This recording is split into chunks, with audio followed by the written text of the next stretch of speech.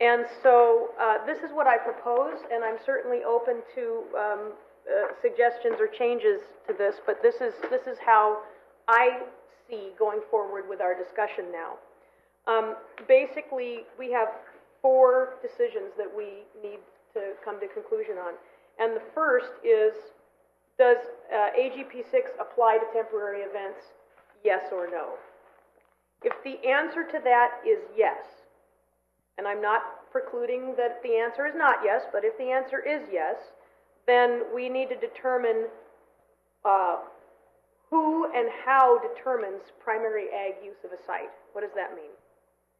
And what does the term secondary and incidental mean? Those are the 2 key points of AGP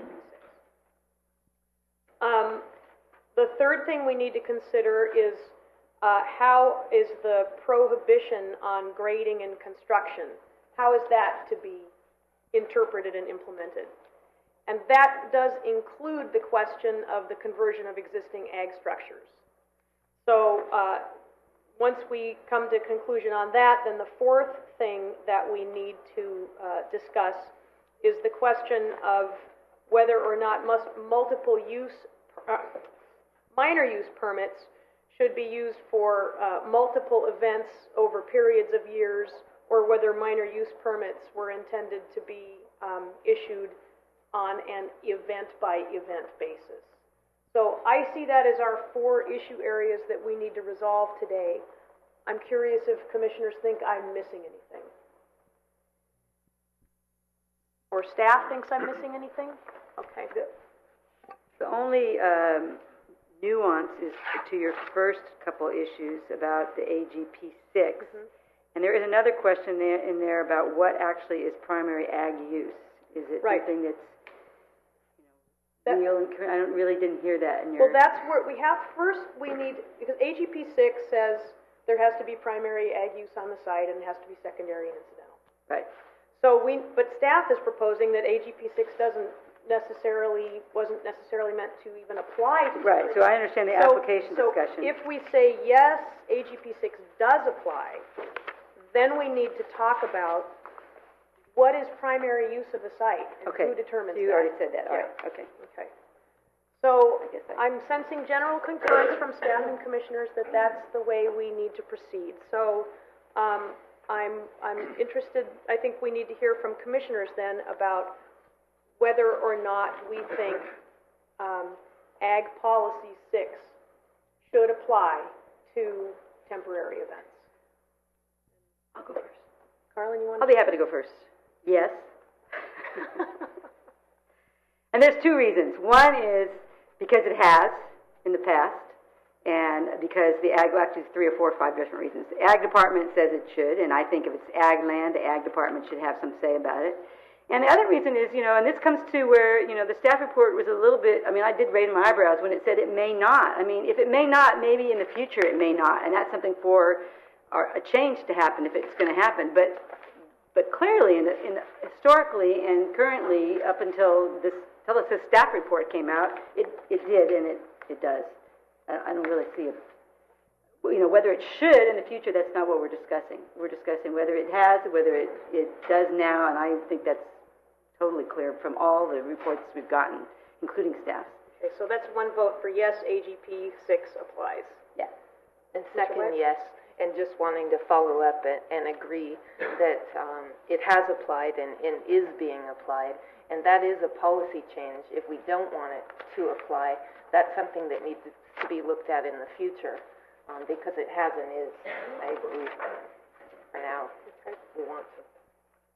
And the gentleman to my left? Did you go? Either we jump right in. Yes, it has applied, and where we are now, I think it should. But I also say that I don't know what the future will hold. But with the way things are being done now, yes, I think it should. Well, I've already said it earlier. My understanding from reading the staff report that it's not being applied strictly to the criteria here, because we have a diverse set of agriculture areas, some that are not real conducive to agriculture, where temporary events have been allowed.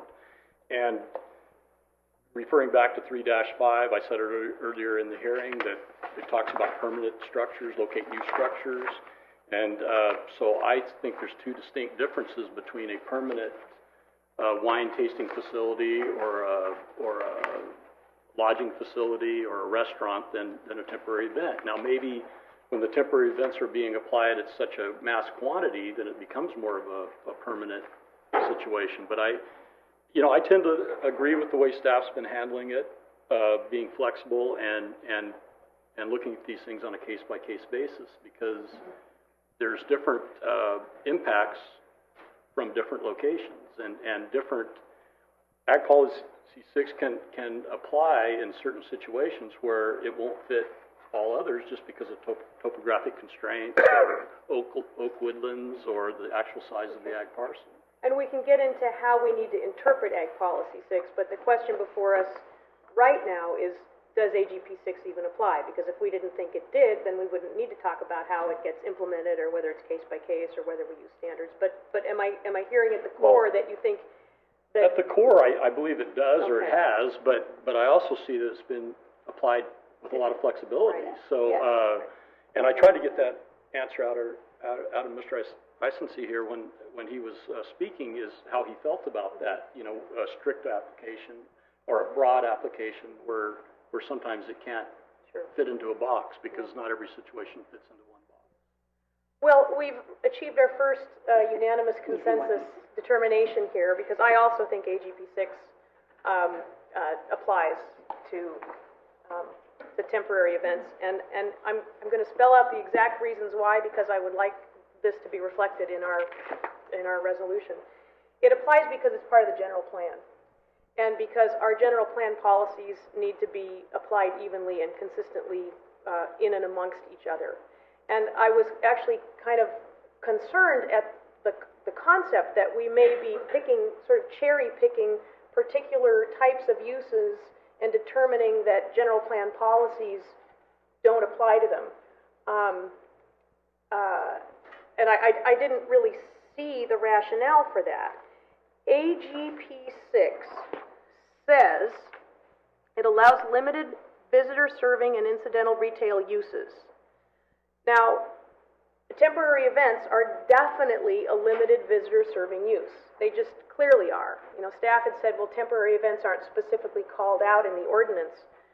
Well, they may not be called out as temporary events, but the language of AGP 6 broadly includes temporary events, to my read of the ordinance, clearly.